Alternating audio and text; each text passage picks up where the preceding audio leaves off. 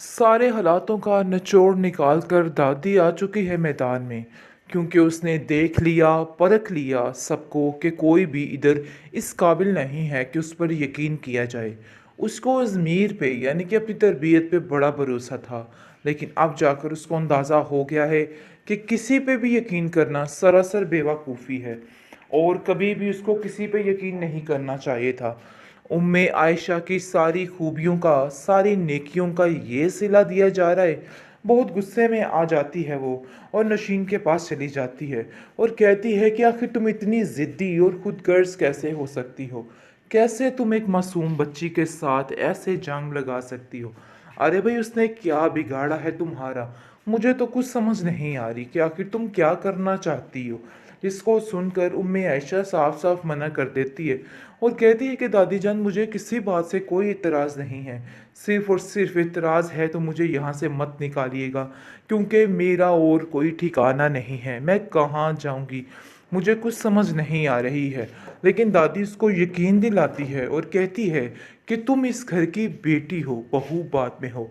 मैं तुम्हें इस घर से नहीं जाने दूंगी। अब उसका ससुर भी इस बात को लेके खड़ा हो जाता है। कहता है कि किस तरह की बेफजूल और बेहुदा आप लोगों ने बातें शुरू कर दी है। ज़मीर तुम तो लग ही नहीं रहा कि मेरे बेटे हो। किस किस्म की फजूल बातें करना शुरू हो चुके हो? आखिर क्यों तुम ऐसा कर रहे हो? क्यों तुम जान के दुश्मन बने फिरते हो सबकी? जिसको सुनकर वो कहता है कि मैंने किसी का कुछ बुरा नहीं किया, इसलिए बेहतर यही है कि मेरे ऊपर कोई भी इल्ज़ाम मत धरा जाए।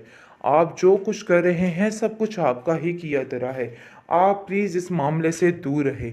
पहले मैंने आप लोगों की सुनी थी, लेकिन मैंने बहुत गलत फ़ैसला किया था और इस चीज़ का अंदाज़ा मुझे अब हो चुका है और मुझे ऐसा नहीं करना चाहिए था। नौशीन बहुत खुश है और सोच रही है कि उसकी सारी बातें पूरी हो चुकी है। जो कुछ वो चाहती थी वही हुआ।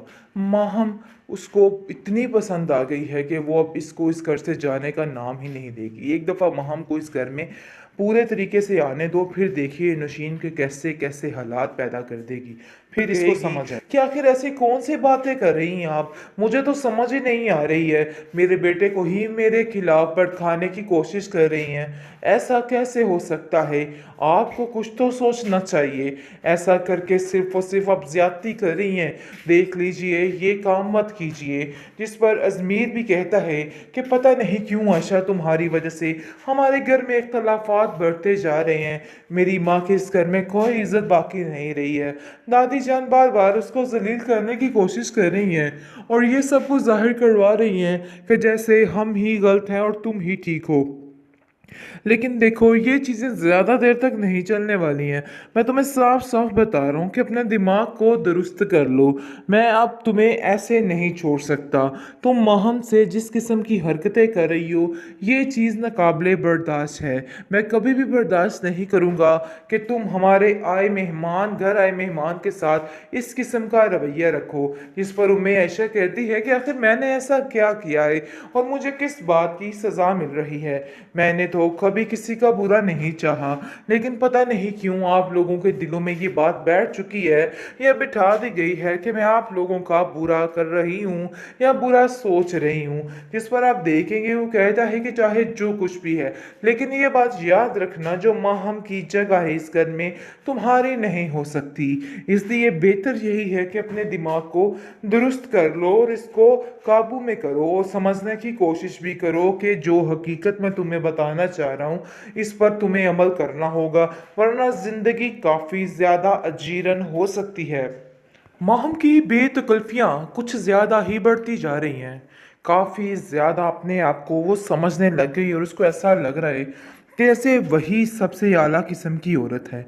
आप देखेंगे कि किस तरीके से जलील करने की कोशिश कर रही है नौशीन बार बार, और उसको महसूस करवा रही है उम्मे आयशा को कि उसकी इस घर में कोई भी जगह नहीं है। वो कहती है कि मैं बहुत ज़्यादा तंग आ चुकी हूँ तुम्हारी इन हरकतों की वजह से। हर वक्त री री, हर वक्त री री। मुझे तुम्हारी ये बातें बिल्कुल भी पसंद नहीं हैं, क्योंकि अंदर ही अंदर उम्मे आयशा टूट चुकी है और उसको कुछ समझ नहीं आ रहा कि वो क्या करे।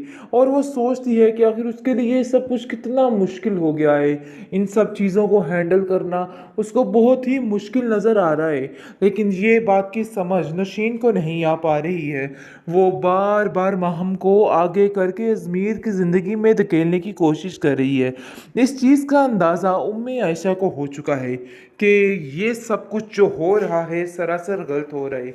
लेकिन अजमीर की बेतकल्फियाँ देख के वो बेचारी खामोश हो जाती है और उसको समझ आ जाती है कि नहीं भाई, ये ज़्यादा देर तक उसको टिकने नहीं देगा, क्योंकि वो जान चुकी है कि अजमीर वाकई में माहम को ही पसंद करता है और अजमीर की ज़िंदगी में इस बेचारी की कोई भी अहमियत नहीं है, क्योंकि वो ये चीज़ों को बार बार महसूस किए जा रही है। लेकिन फिर भी हंसती मुस्कुराती वक्त को गुजारने की कोशिश कर रही है, लेकिन बेसूद उस बेचारी को कुछ हासिल नहीं होने वाला। अभी अभी ताज़ा ताज़ा ज़ख्म अपनी माँ का खाकर बैठी है, लेकिन दादी के अलावा किसी को भी किसी चीज़ की कोई परवाह नहीं। अजमीर है तो सिर्फ और सिर्फ उसको माहम की टेंशन, और बिल्कुल भी नहीं सोच रहा है कि बेचारी आयशा की ज़िंदगी पर क्या गुजर रही है और क्या क़यामत गिरी है उसके ऊपर। लेकिन अब देखेंगे कि दादी बार बार समझाने की कोशिश कर रही है नौशीन को और कहती है कि मुझे तुमसे इन सब बातों की तवक्का नहीं थी। तुम जो कुछ करने की कोशिश कर रही हो ना, देखो मैं बड़े अच्छे तरीके से समझ गई हूँ कि आखिर तुम करना क्या चाह रही हो। ये मत समझना कि मुझे तुम्हारी इन हरकतों की समझ नहीं है। मैं हर चीज़ को समझती हूँ, हर चीज़ को जानती हूँ।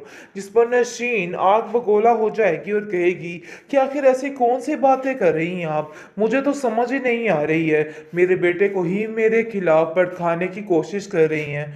ऐसा कैसे हो सकता है? आपको कुछ तो सोचना चाहिए। ऐसा करके सिर्फ और सिर्फ आप ज्यादती कर रही हैं। देख लीजिए, ये काम मत कीजिए।